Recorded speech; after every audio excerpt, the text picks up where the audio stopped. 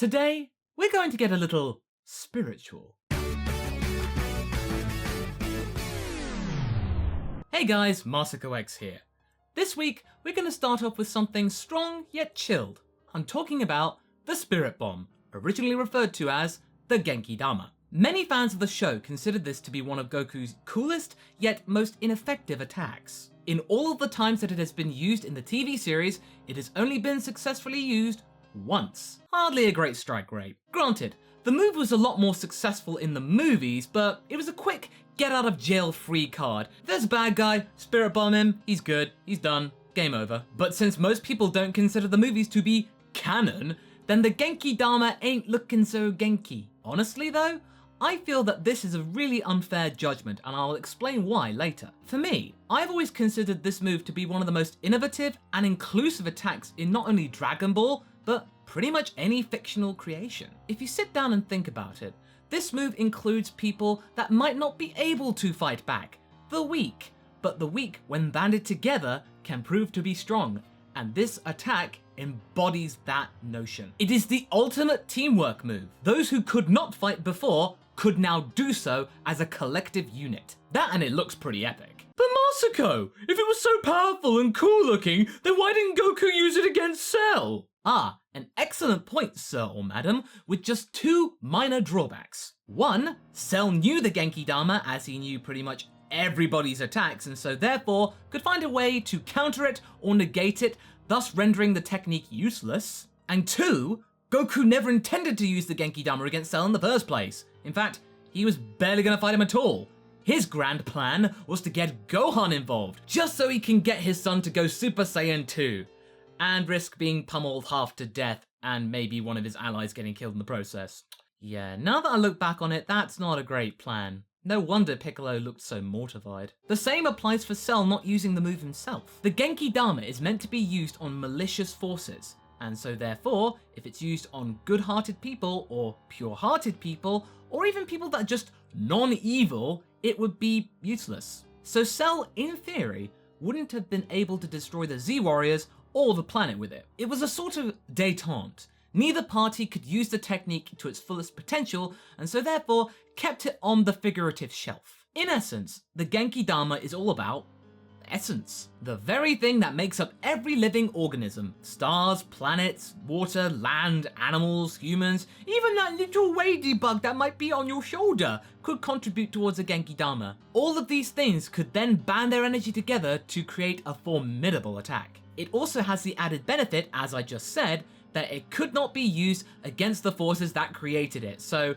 good guys, they can use it, bad guys, If that's pointed at a bad guy, he go bye-bye. It's like a cleanser of nasty stains. It's the martial arts equivalent of Mr. Clean. But there is a lot more to this technique than you might think. Much like many things in Dragon Ball, there is a lot of Eastern culture mixed into this construct. Now we're going to go back to the likes of Derek Padula, the Tao of Dragon Ball, for he is a much more attuned soul to the arts of Eastern culture, Taoism, and Dragon Ball than I could ever be. Give this site a look when you get the chance, it's an interesting read. The attack Genki Dama can be translated as one entire phrase. Ball of origin key comprised of heaven's essence on earth. Pretty self-explanatory, but not something that you could exactly fit on a t-shirt or other piece of merchandise. The Genki part of the Genki Dama refers to the base key that is present in everything, all the way down to the microcosmic level. We're talking way smaller than cells, protons, gluons, whatever. Everything is bigger than Genki. It is essentially the philosophical building blocks of life. If you could tap into it somehow, it would be a powerful force. Even when you're dead and gone and your body returns to the ground and your soul to the heavens, Genki remains. It is ever present. The Dama part of Genki Dama is a combination of the words heaven and earth, with a little flick used there to represent the word essence instead of and. It's a more spiritual alliteration. Thusly, we get the whole phrase. Ball of origin key comprised of heaven's essence on earth. Neato. Okay, MasakoX, so we got the name Genki Dama, we understand what that means, but how do we get the name Spirit Bomb? Well, I'm not exactly sure of the exact source of this name. I don't know which meeting spawned this title. I believe, in my cynical mind, that it has something to do with a little thing called marketing! Ugh, sorry. Put simply, in the early 1990s, a lot of American companies were very very much into localizing anime to make it more kid-friendly in America. All that Japanese nonsense, yeah, we could just push that to one side mostly. Remember the jelly-filled donuts. Never forget. Enter Saban Entertainment, Ocean Group, and Funimation in 1996. Yes, that's Saban Entertainment. Following the huge success of Power Rangers, what we now know as the Pioneer dub actually contains a lot of the facets that made Power Rangers quite successful. The music, the cheesy dialogue, and the kid-friendly aura, it all came together to make something that was actually kind of accessible at the time. It was a stroke of genius and a real key factor into Z's initial surge of popularity in America. Now, I would imagine that after researching the early episodes to kind of get an idea of what the show was all about, they saw the Genki Dama being practiced by Goku on King Kai's planet and then used against Vegeta, and thought this way. It's used with energy's like spirit, and on Vegeta, it's used like a bomb because it goes boom! Bomb? Spirit bomb, yes! That's it! The kids will love it! The parents will buy the merch! Put it on a shirt! Marketing! When you actually take a step back, remove the cool factor from it, and take a look at the actual name, you might begin to understand that it's not exactly the most accurate or tasteful interpretation of the Genki Dama. Sure, it sounds awesome and it's part of our childhood, but it doesn't really reflect the purification nature of the Genki Dama. It's got none of that. True, the words spirit and ki at the most basic level kind of makes sense. You can make an argument for that, but the bomb part? I don't think so. The term bomb implies that it is a wholly destructive force, something that will destroy everything, be it good or evil. I believe that the term healing light would be a lot more accurate to the original translation of the Genki Dama, but again, it doesn't really sound that catchy. If you have a better idea for an alternative name for the Spirit Bomb or the Genki Dama, do leave it in the comments. I'd very much like to know. So let's get back to the original technique and understand what makes it what it is.